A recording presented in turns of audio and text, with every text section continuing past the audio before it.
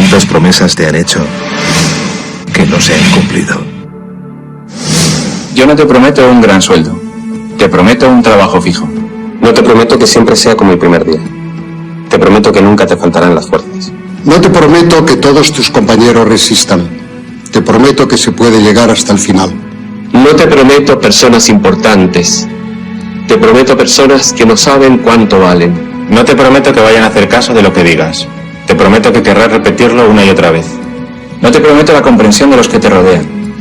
Te prometo que sabrás que has hecho lo correcto. No te prometo que te vayan a pedir ayuda. Te prometo que te necesitarán. No te prometo una decisión fácil. Te prometo que nunca te arrepentirás. No te prometo un trabajo perfecto. Te prometo formar parte de un proyecto inolvidable.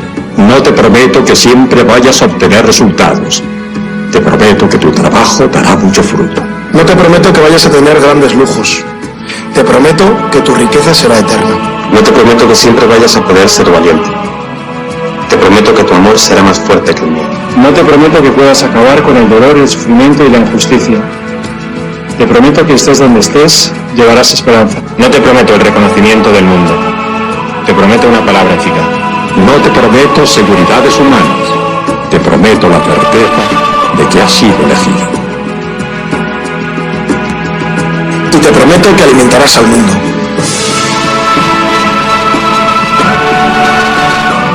Unirás corazones. Acompañarás a los que sufren. Confirmarás a los que quieren ser fuertes.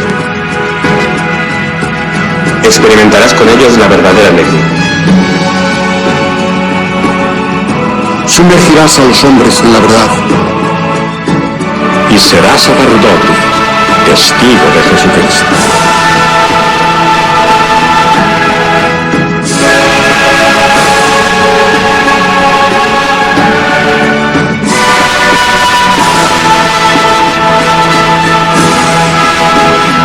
No te prometo una vida de aventuras.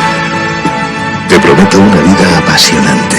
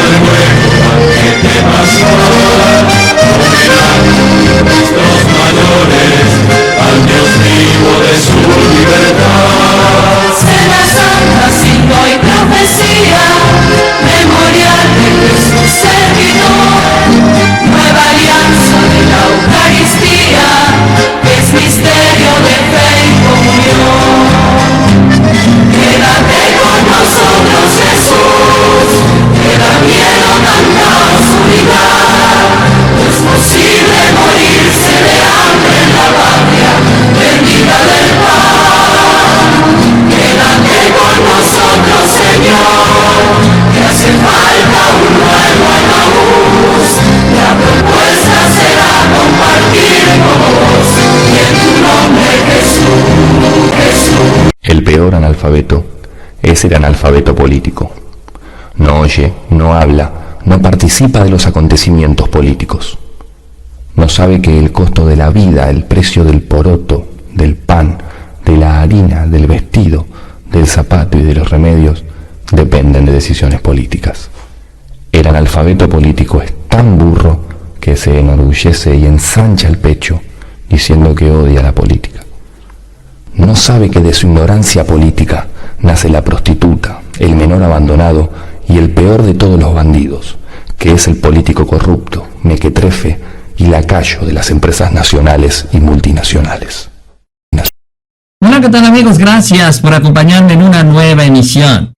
El día de hoy ha sido un día de pesadilla para la diplomacia estadounidense y cierra con broche de oro este escenario de conflicto, este escenario revuelto en esta enorme cantidad de frentes abiertos que tiene Estados Unidos a nivel internacional y en donde prácticamente en todos y en cada uno de ellos los resultados no han sido los esperados. Y es que el día de hoy hemos estado hablando del tema de Cuba, que ha sido muy importante, sobre todo por las reacciones que ha causado este video de los misiles que circuló en las redes sociales. Y esto ha llevado a que, bueno, dentro de las reacciones más significativas, la de China y la de Rusia, han generado ya efectos en el Pentágono. Por ejemplo, el día de hoy, que China expresó su descontento por esta situación en Cuba, donde Marco Rubio asegura que no puede permitir que en la isla exista armamento de China y armamento de Rusia, que no puede permitir que en la isla exista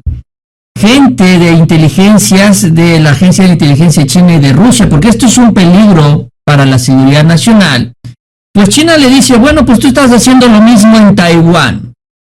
Y entonces, como China, entre otras cosas, decidió cerrar la importación de varios productos como los microprocesadores de Nvidia, entonces Estados Unidos reaccionó. Y el día de hoy la Marina Armada estadounidense anunció que ya no va a vender, por el momento, armas a Taiwán. Sí, porque si no China va a decir, si tú le vendes a Taiwán, yo le voy a vender a Cuba y a ver cómo le hacemos los dos.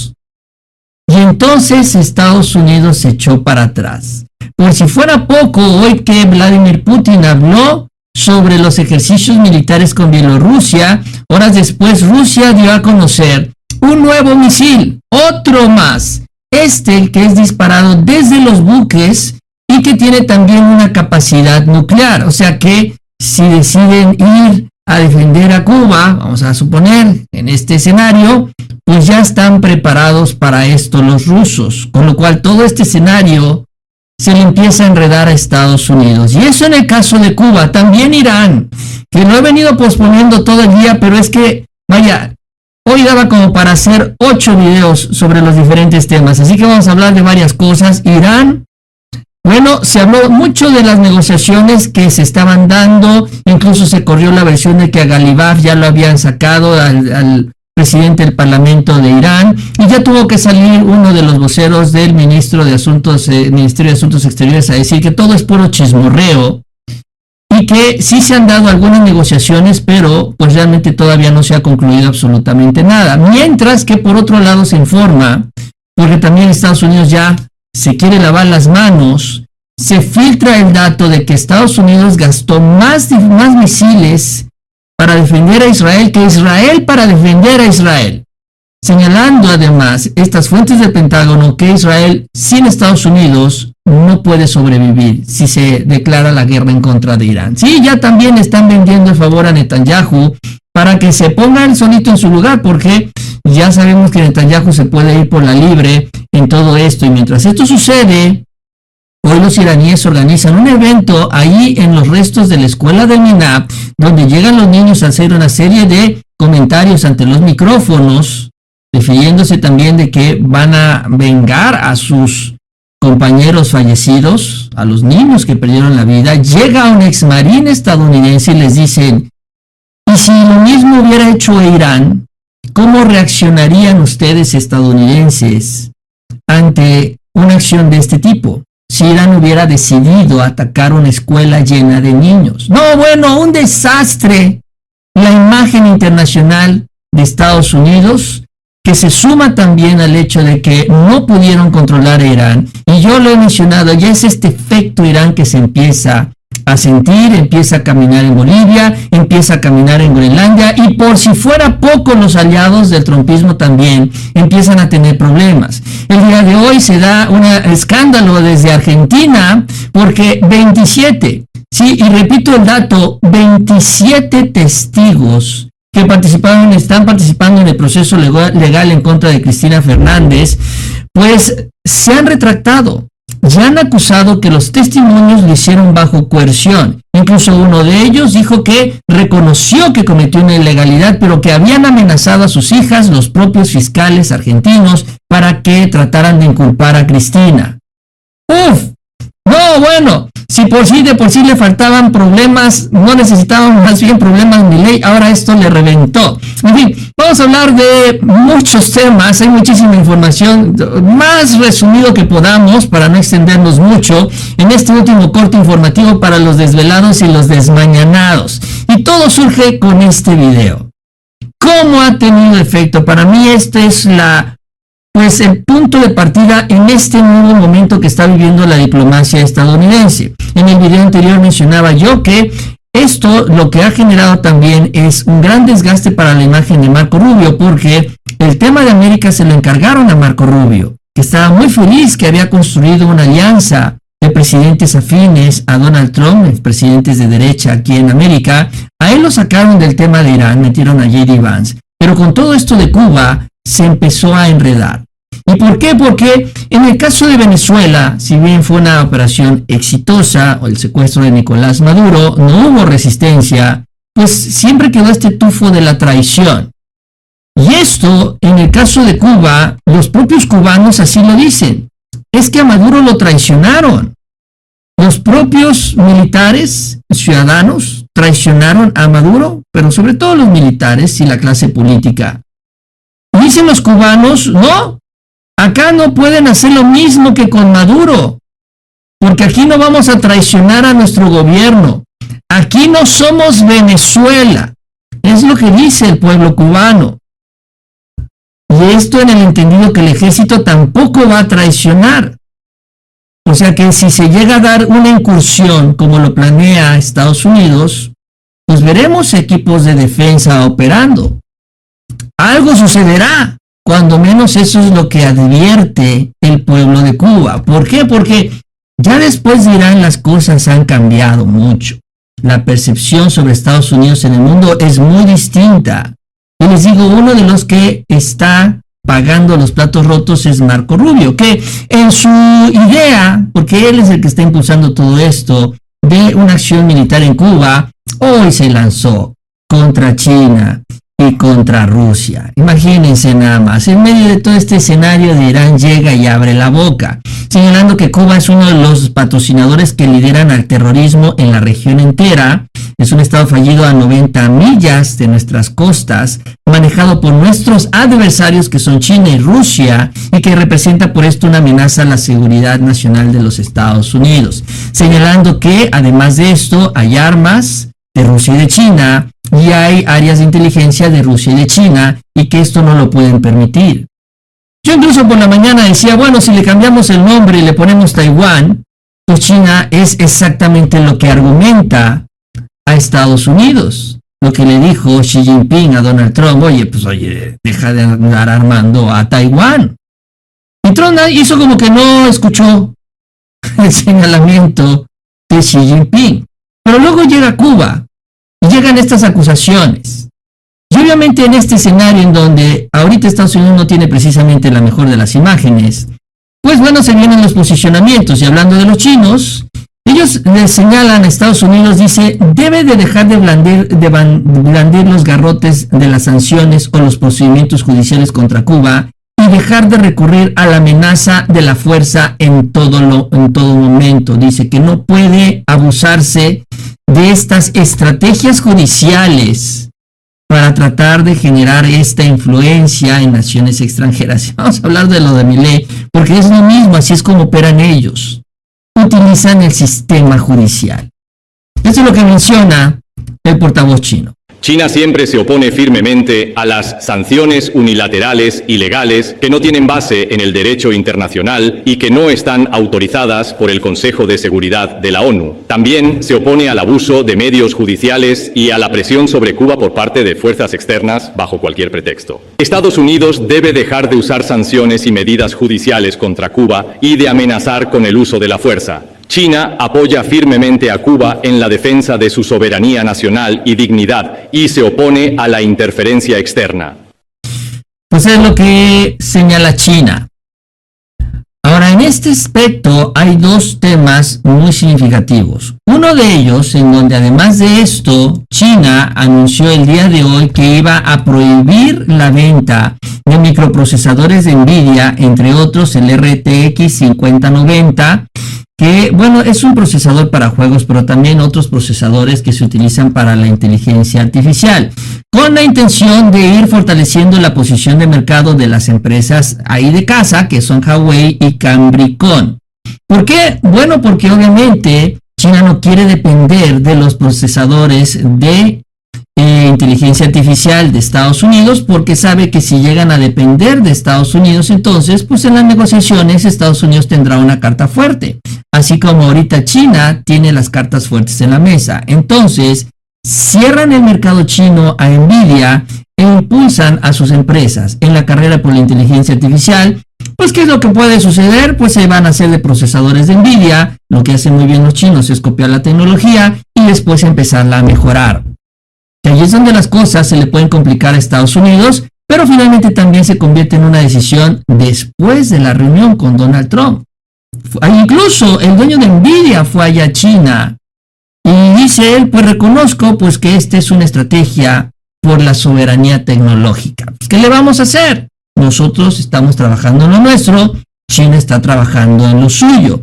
Lo interesante también vino después, en donde entró el tema de Taiwán. Y es que aquí hay varios ángulos también curiosos o importantes. El día de hoy llegó este señor a la audiencia en el Capitolio. Él es el nuevo secretario de la Marina, acuérdense que Pete Hegseth se corrió al anterior, y este es el que ocupó su lugar.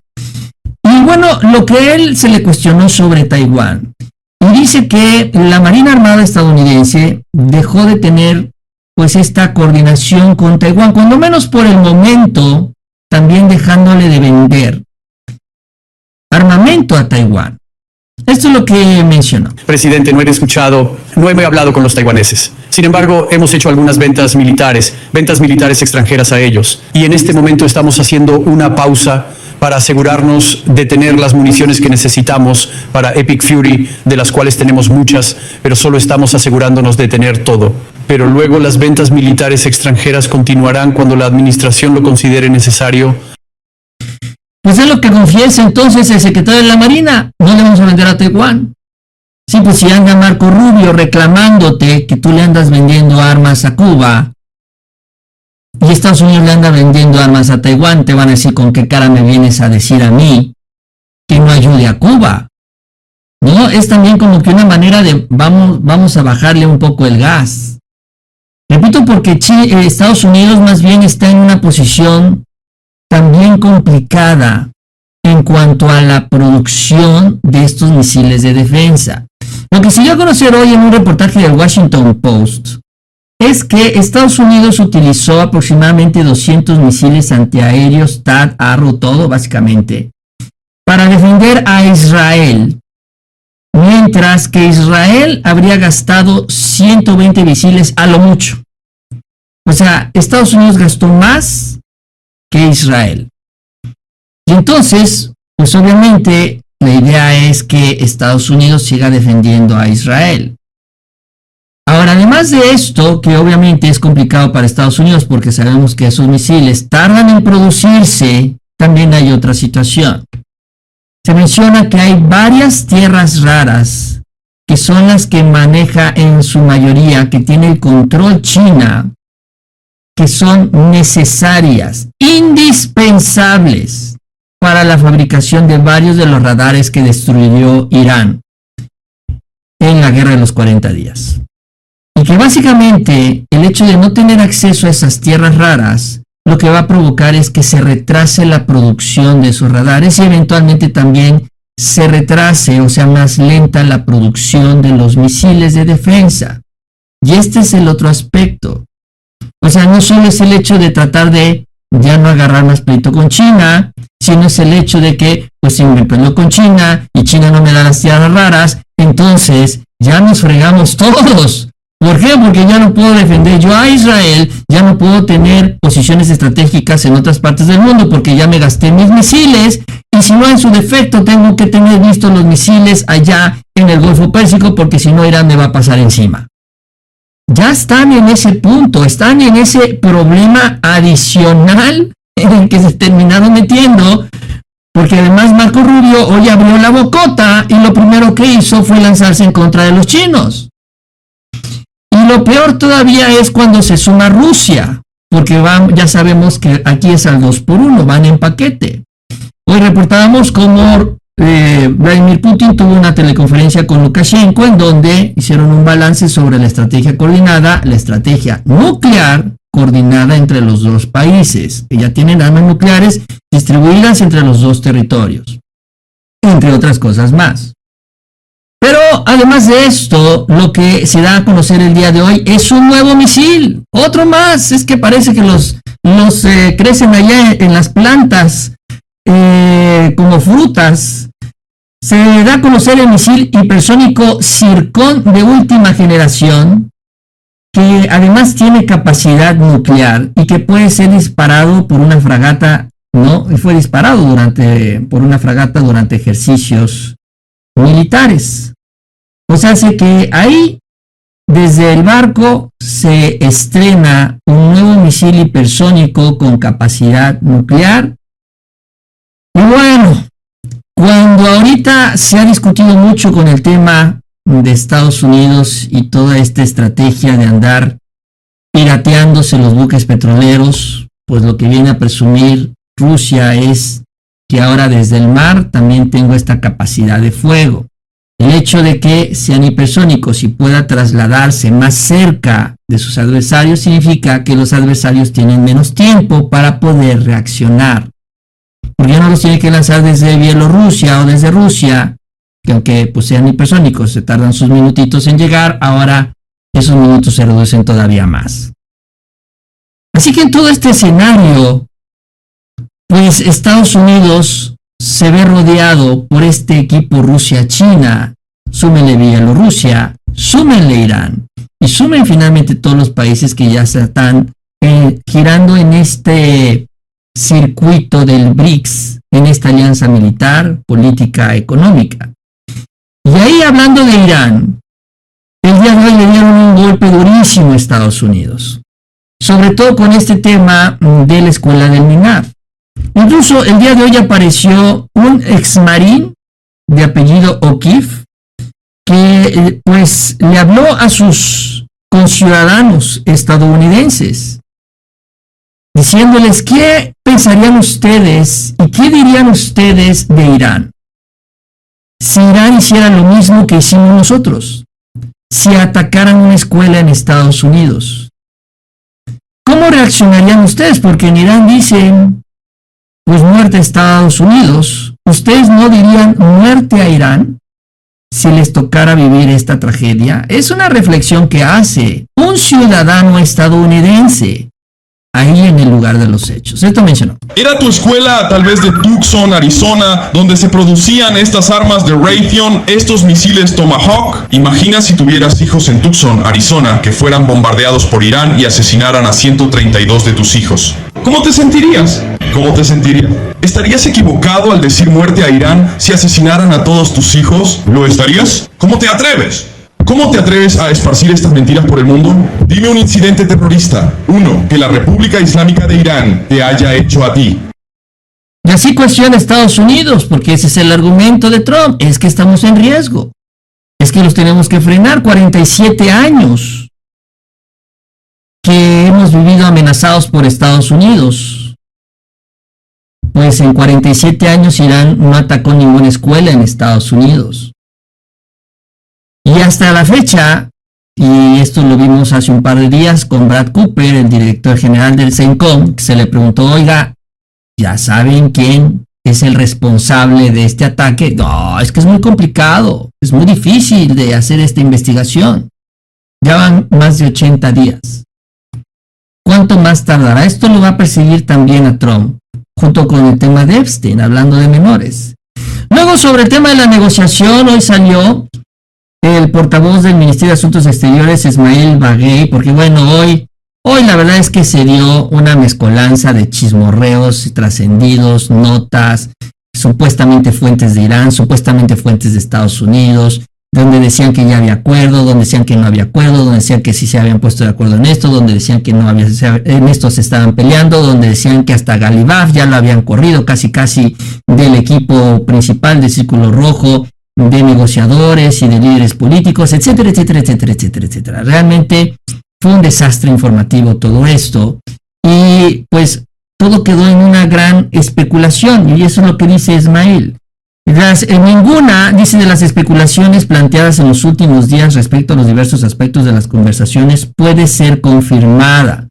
Señaló específicamente sobre el tema de los materiales pues radioactivos enriquecidos, el uranio pues, y el debate del enriquecimiento, diciendo que son meramente especulaciones mediáticas y carecen de credibilidad, porque también habían dicho que Mojtaba en un principio había aceptado que se sacara el uranio, luego dijeron que siempre no había aceptado, luego dijeron que pues estaba en la negociación, luego dijeron que no estaba negociándose eso, como se había dicho desde un principio, en fin, se dijo de todo. Y honestamente el hecho es que no hay negociación, no hay un acuerdo, y de lo que más, vamos a decirlo así, pudiera decirse, se ha avanzado, es el hecho de que hay pláticas entre Irán y Omán, pues para establecer un mecanismo de peaje o por fortalecer el mecanismo de peaje en el estrecho de Hormuz. ¿Qué dijo Trump? Pues nosotros controlamos el estrecho, así que pueden hablar lo que quieran, pero no lo van a poder lograr. Bueno, eso es lo que dice Donald Trump, pero pues ya sabemos cuál es la realidad. Así que dentro de todo, en el tema de Irán, pues de lo que podemos decir es esto, de lo más trascendente, este evento en la escuela de Minab, en donde también aparecieron estudiantes, los niños también hablaron sobre este tema. No me atrevo a pasar sus declaraciones, pero bueno, pues obviamente pues son dramáticas. Escuchar a un niño hablar de venganza por sus amigos mártires que perdieron la vida ese día en la escuela, pues es una imagen muy, muy difícil de digerir.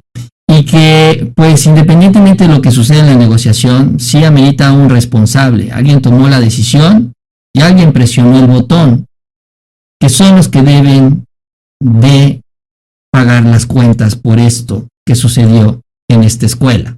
Bueno, con todo esto, finalmente Irán lo que hace es seguir desgastando la imagen de Estados Unidos, el efecto Irán que yo he mencionado.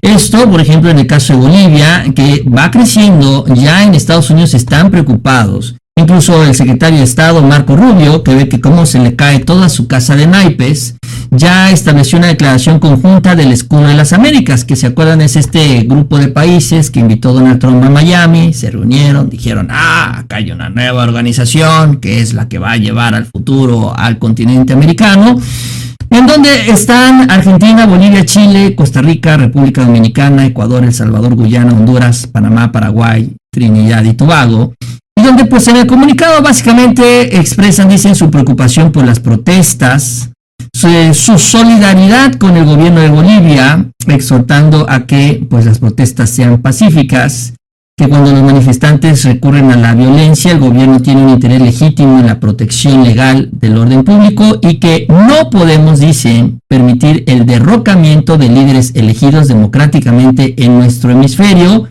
Y lo curioso es esto, ni siquiera cuando cuentan con el apoyo de criminales y narcotraficantes.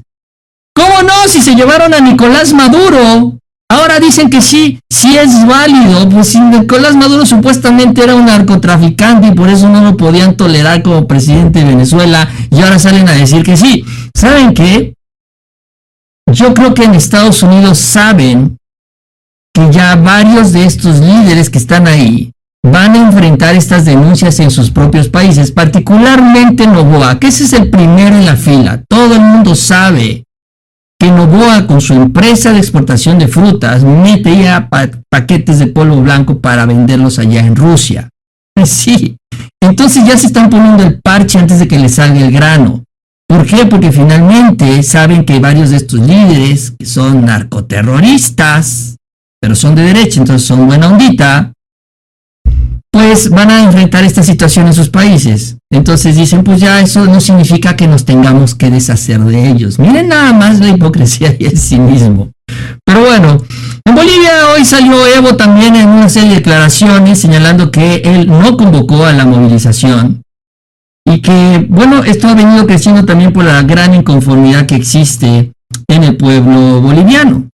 Bueno, él no la convocó como tal, aunque pues él ha sido un factor muy importante en todo esto. Yo creo que él encendió la chispa y de ahí agarró fuego el pastizal. ¿Por qué? Bueno, porque las cosas no están caminando bien en Bolivia, incluso están a punto en caer en default de pago, es decir, que las deudas que tienen no las van a poder pagar. Están en un escenario muy cercano al de Argentina y van a tener que andar pidiendo ayuda por todos lados, al Fondo Monetario Internacional, al Banco de Desarrollo, y eventualmente, si no les quieren prestar ahí, van a tenerle que ir a llorar a China, que ese es el otro problema, que es lo que tuvo que hacer Javier Milei. Por ejemplo, también el día de hoy, allá en Groenlandia, pues fueron a protestar al consulado los groenlandeses, no creo que así se les llama, es el gentilicio, neerlandeses, creo que así es, diciéndoles que vuelvan a su casa. Así les dijeron a los estadounidenses en el consulado.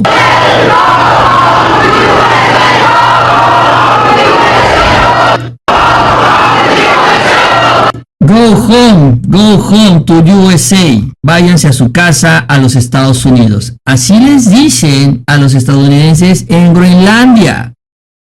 Luego está el tema de Cuba, el tema de Bolivia, el tema de Ecuador, que también hablamos, que ha sido terrible lo que está sucediendo en Ecuador. El tema de México, en donde todavía no se han dado este tipo de reacciones, pero el caldo de cultivo ahí está. En el continente americano el efecto Irán se empieza a sentir. Y entonces, pues, yo creo que vamos a ir viendo más reacciones. Incluso el efecto Irán también ya está llegando en Estados Unidos.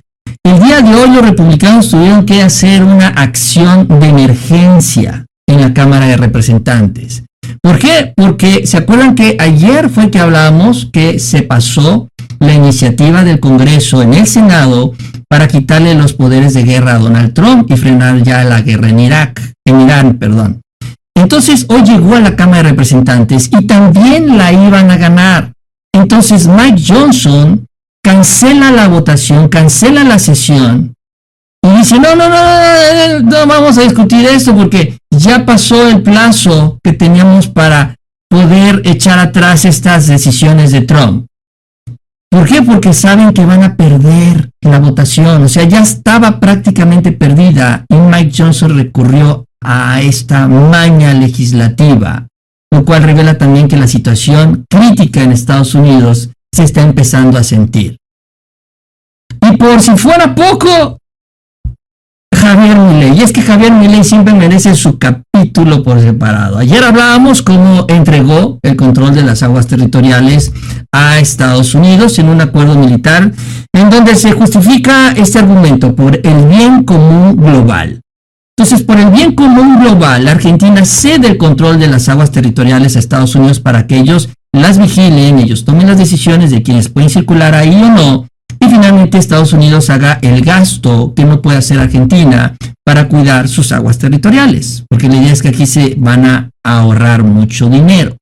Y entonces hasta el 2030 Estados Unidos va a tener el control de las aguas territoriales argentinas. Bueno, esto fue ayer, que obviamente ha causado muchas reacciones. El día de hoy lo que empezó a circular es la información sobre el caso de Cristina Fernández de Kirchner, que, bueno, ¿qué decir?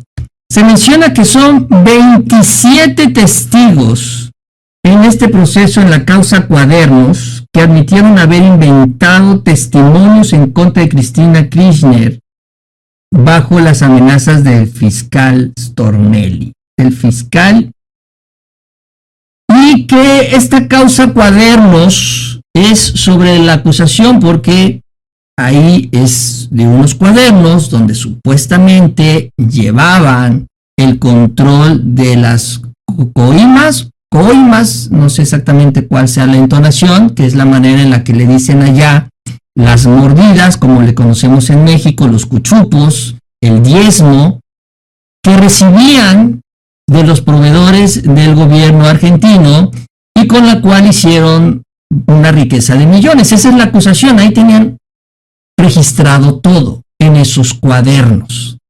Y eso, pues, con los testimonios que presentó la fiscalía, pues impulsaron el proceso en contra de Kirchner. Ahora se echaron para atrás. Uno de los que más sonó el día de hoy es el del portero del edificio, que había declarado que había visto cómo le llevaban bolsas, valijas, con el efectivo de estos pagos de la corrupción. Dice él, pues que eso era falso, que fue un testimonio falso, que incluso él sabía que estaba violando la ley al hacer este testimonio falso. Esto es lo que reporta una televisora en Argentina. ¿Qué tal? Buen día. Julio César Silva es el encargado del principio del día de Cristina Kirchner con una declaración categórica y demoledora según las defensas, porque hoy ante el Tribunal Oral reconoció que no era cierto lo que declaró en su momento en la instrucción de la causa ante el juez Bonadío. No era cierto lo que dijo sobre que había visto el secretario de Cristina Kirchner, Daniel Muñoz, entrando bolsos y valijas. Fue categórico y dijo cometí un delito y lo acepto, no estaba de acuerdo con lo que firmé algo que no ocurrió. La verdad es sorprendente lo que está diciendo, porque está declarando en ese momento Silva ante el Tribunal Oral, en este caso cuaderno, una declaración categórica.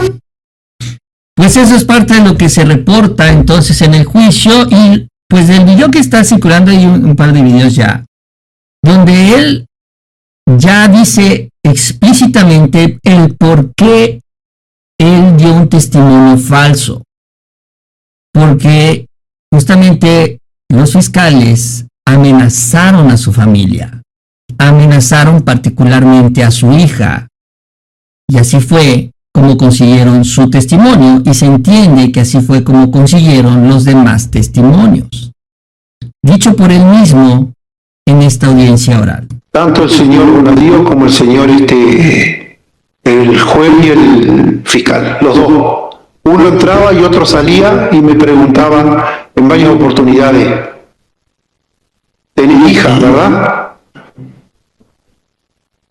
¿Y venía a cuento de la declaración que estaba prestando esa referencia a sus hijas?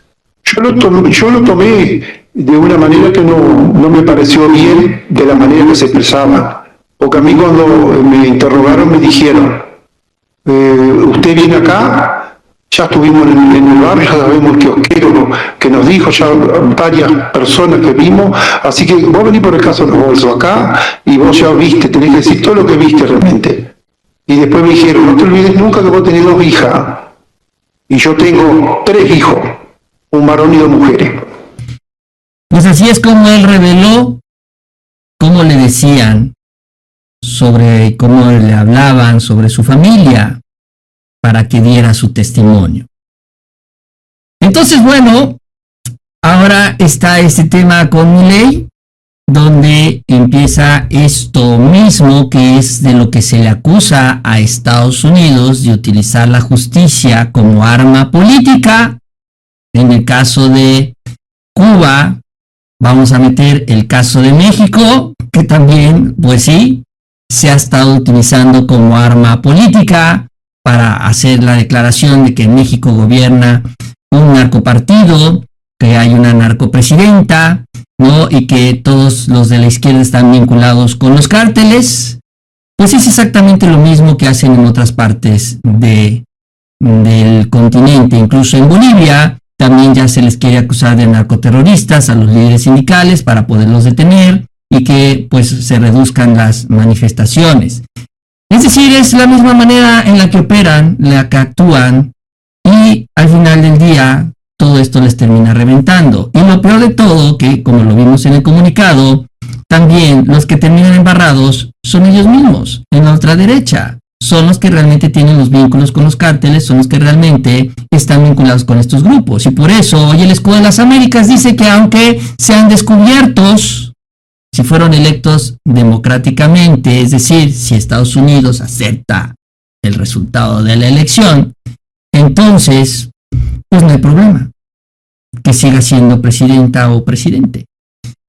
Bueno, pues este es el escenario, un poco una ensalada de noticias, pero con un factor común, que es finalmente esta estrategia de Washington de tratar de influir en varios países, utilizando la misma fórmula, que ese yo creo que es su gran error, porque pues no todos los países tienen las mismas circunstancias, y pues en donde, también hay que decirlo, los resultados no han sido nada positivos. Lo único que le salió bien a Estados Unidos fue el secuestro de Maduro. Venezuela, pues sí, los Rodríguez se sometieron, están entregando pues bastantes cosas allá en Venezuela, y a partir de eso todo ha sido cuesta abajo para Estados Unidos en este 2026. Carlos Alberto Calixto, gracias Carlos por tu chat. Neskin Thought dice: Trump obligó a Rubio a usar zapatos extra grandes. Sigo sin entender si es algo textual o es algo vinculado a una decisión política. Neskin Thought, ya escríbelo luego en el chat y lo voy a ver para que no lo tengas que poner en super chat, pero como humillación, dice. Bueno, ya entendí. El payaso de las cachetadas. Bueno, les invito antes de irme, ¿Cómo le va, César? Bienvenido, Un gusto, gracias. Gracias por venir, Por favor, gracias a ustedes. La verdad que en estos últimos días estamos viendo entre denuncias de corrupción en las Fuerzas Armadas por desfalco en el IOFA, y ayer canje de membrillos por un repuesto. Bueno, la situación de la Fuerza Armada, Gato, es una situación bastante caótica. Lo están sufriendo el personal, en particular el personal de medianas y bajas jerarquías, que se encuentran en niveles de pobreza. Es decir, el 60% del personal de cuadros, soldados y suboficiales y oficiales están casi por debajo de la línea de pobreza, con una obra social quebrada. La recibieron hace 2 años, 3 años, 2 años y medio, financiera y económicamente estabilizada, y la quebraron. En este momento hay 250, 300 mil millones de pesos de déficit. Algo solucionó el ejército poniendo algo de su presupuesto, pero digamos no solucionaron el problema. Pero el problema no lo solucionan porque el personal de cuadros y soldados son tan bajos los salarios que un porcentaje de eso iba a la obra social. Ahora el porcentaje cada vez más bajo. Por eso es que el problema no lo van a solucionar, y el Estado no quiere poner la plata, Caputo no quiere poner la plata. Por consiguiente, en casi todo el país las prestaciones médicas están muy mal hay gente ejecutadas. El otro día veíamos una persona que se suicidó, el estado de desesperación que tiene. Ahora, nos decía el otro día Jorge Tayán acá, que cuando terminó el gobierno de Alberto Fernández habían dejado superávit. Había un pequeño superávit y estaba estabilizada la obra social. Te voy a contar algo nada más. Cuando yo era jefe del ejército, en realidad yo creo que fue más asesorada la Presidente, que tomó una decisión de unificar las obras sociales. No fue la mejor solución. Cuando yo fui jefe del ejército, traté, ¿no es cierto?, en lo posible de que esa resolución no se llevara a cabo, y no se llevó a cabo. El ministro era Rossi. Pude paralizar los gerentes civiles que querían poner en la obra social, pero cuando yo me fui, los gerentes, y ya llegó Macri, además los gerentes entraron, unificaron todas las obras sociales y con la fuerza de seguridad, y pusieron gerentes civiles, le sacaron la conducción a los militares, y ahí empezó un poco el problema. Pero digamos, después más o menos se estabilizó, aunque con problemas, porque claro, todos estos gerentes civiles los pagaba la obra social. Obvio, totalmente. Bueno, y cuando llegó el gobierno libertario, lamentablemente esto lo profundizó y lo quebró la obra social. Bueno, en este momento el problema es gravísimo, no saben cómo lo va a solucionar, el ministro de Defensa no tiene solución para esto, tampoco le da el Estado Nacional, así que Ese es un tema. El tema de los salarios es otro. Y el tema de la obra... leía en Perfil el domingo, no sé si vio el informe, Sí. el estado de pobreza por debajo de la canasta, casi algunos sueldos de indigencia en las Fuerzas Armadas. Algunos sueldos de indigencia. Ustedes piensan que los soldados, suboficiales y oficiales, tienen trabajo full time y entran ganando 650, 700 mil pesos, 750 mil pesos, y tienen familia algunos soldados, suboficiales de baja jerarquía, oficiales de baja jerarquía, y tienen que, digamos, con el trabajo full time tienen exclusivamente que estar para eso. No pueden tener doble trabajo, aparte no es conveniente que lo tengan. Pero bueno, esto es otra de las cosas, y otra de las cosas más es el bajo presupuesto en defensa. Este gobierno, que hace 2 años, yo lo dije en varias oportunidades, hace 2 años, dijo que iba a levantar a las Fuerzas Armadas, que iba a rejerarquizar a las Fuerzas Armadas. Bueno, lo que hizo fue totalmente lo contrario. Y así estamos con las Fuerzas Armadas, con el presupuesto de defensa más bajo de la historia. Sumado a eso, le sacan ahora 50.000 millones de pesos para sostenimiento, mantenimiento, alistamiento, capacidad operativa y hasta funcionamiento. Y esto que ayer, digo yo, es el colmo de los colmos, ¿no? Canje de membrillos por un repuesto que sale 440.000 pesos, lo buscó hoy la producción en el Mercado Libre. Bueno, por eso es que, digamos, este es un ejemplo, Gato. Hay en todo el país 300 unidades solamente del Ejército, no sé cuánta Fuerza Aérea de la Armada, con exactitud, pero que están viviendo cuestiones similares. Están viviendo cuestiones similares para arreglar una camioneta. Y por otro lado compran los F-16, que salen 300 millones de dólares, que por supuesto, y aparte una cosa, los tienen en hangares, pero eso se compró con el ahorro que hicieron de sueldo. Acá hace 2 años que están frisados los sueldos de los militares. Con parte de ese ahorro, compraron los F-16, 300 millones de dólares. Con parte de ese ahorro, que es el quebranto de la obra social. Claro. 300.000 millones de pesos. Sí, bueno, así es fácil comprar, ¿no? A costa del salario de la gente, como hacen con otras áreas. Milani, en estos días se generó una polémica porque se conoció por información dada a conocer por el gobierno de Estados Unidos de un acuerdo entre la Armada Argentina y el Comando Sur.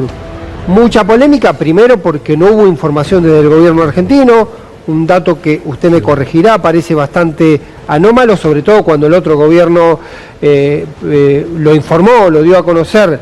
Y hay un territorio particular, le pido precisiones sobre esto, donde hablan de los bienes comunes globales y no está del todo claro a qué se refiere, si hay una cesión de soberanía por parte del gobierno argentino. Usted dio algunas definiciones, me interesa profundizar un poco en ese punto.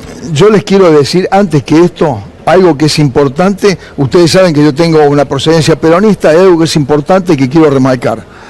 El peronismo tiene, algunos sectores del peronismo en particular, algunos sectores muy progresistas tienen la costumbre, y por ahí algunos ministros de defensa, ex ministros de defensa, la costumbre, ¿no es cierto?, del peronismo de automáticamente, ¿no es cierto?, ponerse en contra de cualquier decisión que pueda implicar un acercamiento con Washington o con Estados Unidos. Esto por sí lo ven, ¿no es cierto?, esta posición reaccionaria que toman algunos, lo ven como una posición soberana, porque se ponen en contra de Estados Unidos nada más. Bueno, eso es un grave error, están leyendo mal, ¿no es cierto?, lo que está pasando en el mundo. No con esto quiero decir que uno tiene que subordinarse ni nada por el estilo. Ahora voy a decir algo respecto de eso. Respecto al tema concreto en principio los ejercicios con Estados Unidos o este tipo de ejercitaciones son comunes en parte del continente y en parte de los países. Por otro lado, quiero decirle que... lo que llama la atención, sí, es el término. El término de el mar argentino, claro, bien común global. De la humanidad. Sí, claro. Sí. El mar es nuestro. Claro. Porque eso me parece que acá hay otra vez está la pelea con China. Quieren correr a los chinos que los sacan para quedarse Estados Unidos con la riqueza de nuestro mar. Bueno, acá hay 2 cuestiones que son graves en todo esto. La primera cuestión es que hayan permitido los que firmaron eso. El primer responsable de esto es el ministro de Defensa, el Ministerio de Defensa, que deberían haber estado ellos en la firma de ese, digamos, de esa carta de intención. Y una vez más, como dice el Toto, lo informa la embajada de Estados Unidos, no lo informa el gobierno argentino. Por eso, el segundo error fue ese, y el primer error fue haber dejado colocar en este, digamos, especie de carta de intención, haber dejado colocar bienes comunes globales, con lo cual, ¿no es cierto?, podemos decir que el mar argentino están tratando de meterlo, calificarlo dentro de ese aspecto. Cuestión de que todos sabemos que no es así, no, claro. El mar argentino es, digamos, tenemos que ejercer soberanía absoluta y plena nosotros, y creo que ahí ha habido una equivocación total de la Embajada de Estados Unidos y del Ministerio de Defensa argentino, que son los responsables. Ellos deben explicar ahora al pueblo argentino qué significa ese término y por qué lo han colocado ahí. Ahí hay un dato, la información que también circulaba era que incluía los bienes globales a partir de la milla 201, digamos, como que lo que era mar argentino estaba preservado. Lo que pasa que es toda una especulación que surge a partir de que no hay una información precisa. Claro, como quizás lo que tendría que hacer Cancillería, claro. Decir qué es lo que firmó, decir que firmó y despejar las dudas. ¿Por qué no lo hace? No se conoce el convenio, por lo tanto algunos dicen no, a partir de la milla 201, pero en realidad ahí están abarcando todo. Lo que pasa, César, que todo esto se da en un marco donde el gobierno abandona prácticamente los reclamos por Malvinas. Participan empresas Gran Bretaña para que se lleven lo nuestro. Se está abandonando la soberanía política y económica del país. Bueno, por eso, yo te decía, lo importante acá es el tercer punto que yo iba a tocar, que este tipo de alianzas, en un gobierno nacionalista, que sepa negociar o que quiera negociar y que defienda los intereses nacionales, es una cosa. Y este tipo de alianzas en este gobierno, que está entregando soberanía, recursos estratégicos, recursos naturales, como decís vos, el tema de las Islas Malvinas, el tema y tantos otros temas que, digamos, que hacen a la soberanía de la patria, es muy complicado porque la gente empieza a decir, bueno, detrás de esta cooperación entre Estados Unidos y Argentina, ¿no habrá subordinación? Esta es la pregunta. ¿Habrá subordinación? Y bueno, aparentemente con la actitud del presidente y de sus ministros, que han sido muy, digamos, blanditos en las negociaciones para defender los recursos naturales, los recursos estratégicos, la soberanía de la patria, todo el mundo empieza a pensar que detrás de esta cooperación puede haber una subordinación. Total. Gracias, César, como siempre. Gracias a ustedes. Un gustazo, ¿eh? Gracias. Gracias, un gustazo. César Milán. ¿Cómo en 30 segundos, que te voy a hacer escuchar ahora, el Ejecutivo baja de los 2.700 millones de dólares que anunció que va a invertir a 80? A ver. Bien, y cuando te aprueban el RIGI, te dan 2 años para desembolsar el 40%, tengo entendido, de la inversión comprometida. Ustedes en el RIGI, entiendo yo que no comprometieron los 4.000 millones que me mencionás recién. No, nosotros ¿qué hicimos? Hicimos la presentación al RIGI con la información de la PEA que tuvimos en su momento. Bien. La PEA arrojó un CAPEX de 2.7 mil millones de dólares. Pero para la aclaración, lo que hay que invertir en los primeros 2 años son 40% del mínimo. Y el mínimo son 200 millones de dólares. Es decir, 80 millones de dólares en los primeros 2 años. Impresionante.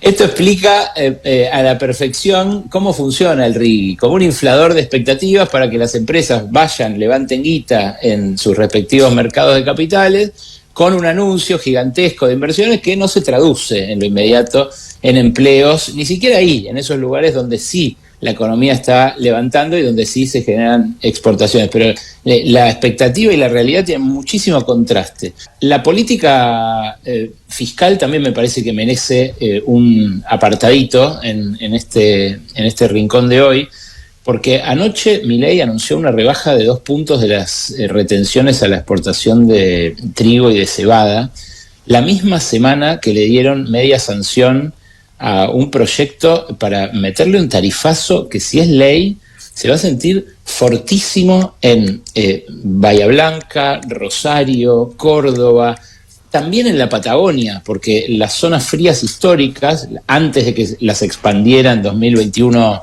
el kirchnerismo, también van a tener un descuento menor que el que tuvieron históricamente por ser zonas frías. Entonces, ese incremento de tarifas va a generar un ahorro que entre lo que les perdonaron de deuda a las distribuidoras eléctricas, como la de Manzano, por ejemplo, y lo que se va a dejar de recaudar por esta rebaja de retenciones a partir de la segunda mitad del año, bueno, ya se anula. Son más que ahorros fiscales, redistribuciones, transferencias de ingresos que se están llevando adelante, bueno, en contra de hogares como los cordobeses, que van a pasar de pagar 60 lucas a 100 lucas. Si pagaban 60 lucas de gas en un mes de agosto del año pasado, van a pasar a pagar 100 lucas, y por eso pusieron el grito en el cielo gobernadores como Yarlora, que le vienen votando todo. Ahora, en la propia Arca también están jugando a Hood Robin. En la aplicación de los impuestos, no en la definición de quién paga y quién no paga, sino en cómo se lleva adelante, a quién se aprieta y quién no. La gente que labura en la FIP, que históricamente, en la Arca ahora, que históricamente tuvo muy buenos sueldos, labura a comisión, o sea, parte de su sueldo está vinculado a la recaudación, y la recaudación viene cayendo hace 9 meses. Entonces lo que están haciendo es apretar cada vez más a los que pueden apretar, porque la recaudación cae por caída de la actividad, pero también porque les rebajan los impuestos a los ricos. Entonces a las pymes las están matando, les están intimando y embargando como nunca las cuentas, y esto es algo que no sale en los diarios, pero que es masivo.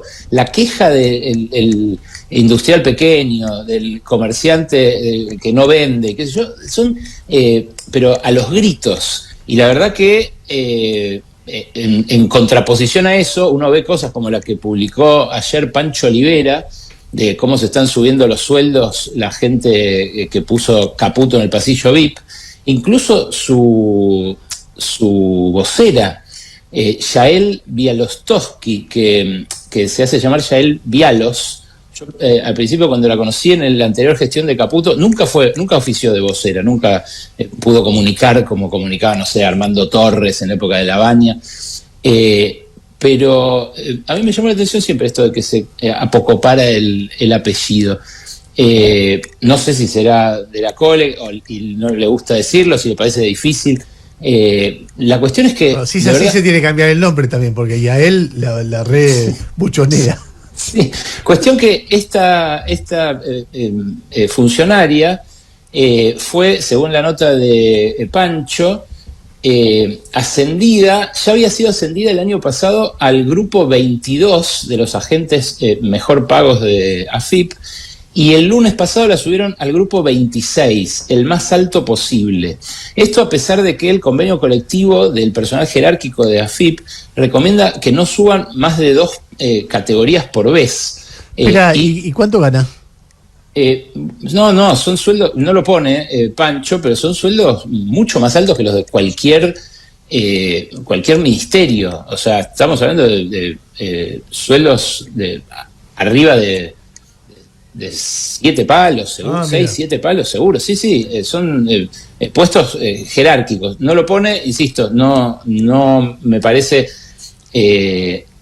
como para dejar pasar, porque es parecido a lo de los créditos del Banco Nación que sacaron los del equipo económico. O sea, el equipo económico y la gente que tiene alrededor Caputo vive con grandes beneficios por esos puestos que ocupan el Estado, mientras ajustan al resto de los empleados estatales y a toda la población, ¿no?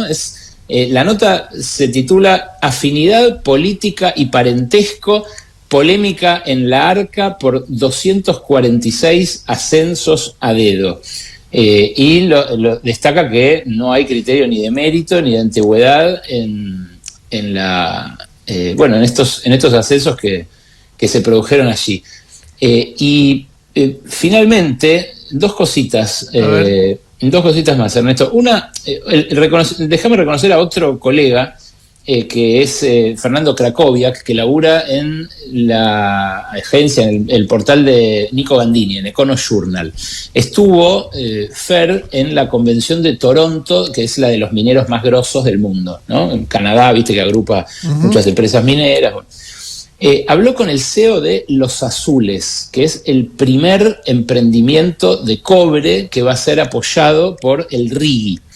es un emprendimiento grande que en la cordillera que va a movilizar mucha inversión, pero fíjate vos cómo en 30 segundos, que te voy a hacer escuchar ahora, el Ejecutivo baja de los 2.700 millones de dólares que anunció que va a invertir a 80. A ver. Bien. Y cuando te aprueban el RIGI, te dan 2 años para desembolsar el 40%, tengo entendido, de la inversión comprometida. Ustedes en el RIGI, entiendo yo que no comprometieron los 4.000 millones que me mencionás recién. No, nosotros ¿qué hicimos? Hicimos la presentación al RIGI con la información de la PEA que tuvimos en su momento. Bien. La PEA arrojó un CAPEX de 2.7 mil millones de dólares. Pero para la aclaración, lo que hay que invertir en los primeros 2 años son 40% del mínimo. Y el mínimo son 200 millones de dólares. Okay. Es decir, 80 millones de dólares en los primeros 2 años. Impresionante. Esto explica a la perfección cómo funciona el RIGI, como un inflador de expectativas para que las empresas vayan, levanten guita en sus respectivos mercados de capitales, con un anuncio gigantesco de inversiones que no se traduce en lo inmediato en empleos, ni siquiera ahí, en esos lugares donde sí la economía está levantando y donde sí se generan exportaciones. Pero la expectativa y la realidad tienen muchísimo contraste. Y me voy con esto. El lunes lo entrevisté. Déjame subrayar una cosa que a mí me impresionó mucho antes de las elecciones, pero me quedó como muy grabado porque es un ejemplo muy fuerte esto que estás contando. Sam Altman anunciando que OpenAI iba a invertir 25.000 millones de dólares. Como la semana siguiente de las elecciones ya relativizó que hay que suponer, y después desapareció ese tema y fue anunciado pero como si fuera lo más importante del mundo. Entonces el otro día escuchaba a YPF decir, a Marín decir 25.000 millones de dólares, la inversión más grande del RIGI de la historia, y yo decía, bueno, veamos, cuando se haga lo festejamos, no un anuncio, porque en lugar de lluvia de inversiones lo que tenemos es lluvia de anuncios de inversiones. Y lo otro que me decían es que gran parte de estas inversiones que estaban en el RIGI, que entran al RIGI ahora, ya estaban anunciadas antes, claro. Y ahora la están vendiendo con forceps al RIGI para pagar menos impuestos. Entonces lo que está pasando no es que se incorporan más inversiones, sino que se anuncian en el RIGI inversiones que ya se habían anunciado, pero que ahora, en lugar de antes, van a pagar mucho menos impuestos. O sea, no sé si la YPF entra dentro de este juego, pero en general estamos viendo una creciente avivada en esta historia. Pero bueno, nada, pequeño aporte. Sí, claro. Eso por parte de las grandes petroleras que se tiran de cabeza al RIGI upstream. Pero el anuncio, el inflador anímico del anuncio, bueno, después no se concreta, como decías vos, la inteligencia artificial, o no en esas magnitudes, claro. Claro, viene de cuentagotas, incluso a los sectores que están siendo favorecidos con las rebajas de impuestos más grosas. Bueno, te decía, me voy con algo que me hizo pensar el ministro de Economía de Petro, que entrevisté este lunes en la tele, en La Ley de la Selva. Tenemos que hacer una gran manifestación, una pueblada para sacar a todos estos jueces de mierda, pero una pueblada de verdad, una pueblada contra los jueces, una pueblada que demostremos como el 20 y el 21 de diciembre que el pueblo está harto y podrido y que tiene que salir a la calle. Si no nos animamos a hacer una cosa como el 20 y el 21 de diciembre, aunque nos caguen a palos, ya sé que nos van a venir a pegar. Pero lo más importante es hacer una pueblada contra todos los jueces atorrantes que... Pueblo que escucha, únete a la lucha. Pueblo que escucha, únete a la lucha. Pueblo que escucha, únete a la lucha. Pueblo que escucha, únete a la lucha. Pueblo que escucha, únete a la lucha. Pueblo que escucha, únete a la lucha. Pueblo que escucha, únete a la lucha. Pueblo unido, nunca vencido. Pueblo unido, nunca vencido. Y luche, luche, luche, no deje de luchar. Y luche, luche, luche, no deje de luchar. Por un canto de obrero, obrero y popular. Y luche, luche, luche, no deje de luchar. Pobre el pobre que no luche, siempre cae. callado nomás. Le han de robar su guitarra, nunca más ha de cantar. Y luche, luche, luche, no deje de luchar. Y luche, luche, luche, no deje de luchar por un canto de obrero, obrero impopular. Y luche, luche, luche, no deje de luchar. Pueblo que escucha, únete. ¿Qué cosas tiene mi pueblo que no las puedo callar? Cualquiera viene y le ofende y él calladito nomás. Pero guarda al que trampea, pero guarda al que le miente, porque mi pueblo no es tonto, porque mi pueblo es valiente, porque mi pueblo algún día cuando la sangre reviente habrá de salir cantando con un fusil en la frente. Y entonces no habrá más niños durmiendo bajo los puentes, ni obreros, ni campesinos, siempre apretando los dientes, porque mi pueblo es de machos y nadie me lo desmiente. Y luche, luche, luche, no deje de luchar. Y luche, luche, luche, no deje de luchar por un canto de obrero, obrero impopular. Y luche, luche, luche, no deje de luchar.